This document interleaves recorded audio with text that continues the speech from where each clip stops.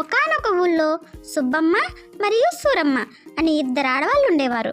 సుబ్బమ్మ పూలు అమ్ముకునేది, అలాగే సూరమ్మ చేపలు అమ్ముకునేది.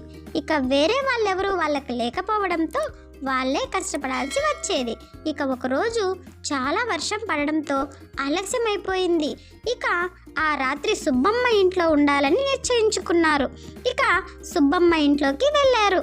ఇక సుబ్బమ్మ తినడానికి పెట్టి నిద్రపోవడానికి గది కూడా చూపించింది.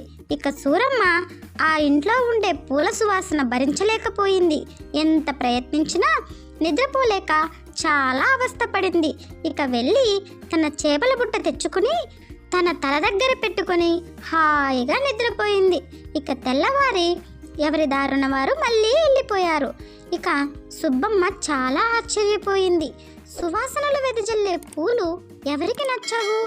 అవి సూరమ్మకి ఎలా వెగటయ్యాయని సుబ్బమ్మ చాలాసేపు ఆలోచించింది. ఓకే ఫ్రెండ్స్, ఈ కథలోని అంతరార్థం మీకేమన్నా అర్థమైందా? ఏం లేదు ఫ్రెండ్స్, సూరమ్మ పొద్దస్తమాను చేపలతోనే గడుపుతుంది కదా, అందుకే ఆ వాసన అలవాటైపోయింది. ఇక పూల వాసనని ఆస్వాదించలేకపోయింది. ఓకే ఫ్రెండ్స్, కథ నచ్చిందా? ప్లీజ్ లైక్, సబ్స్క్రైబ్ చేసుకోవడం మర్చిపోవద్దు. Thanks for watching. బాయ్.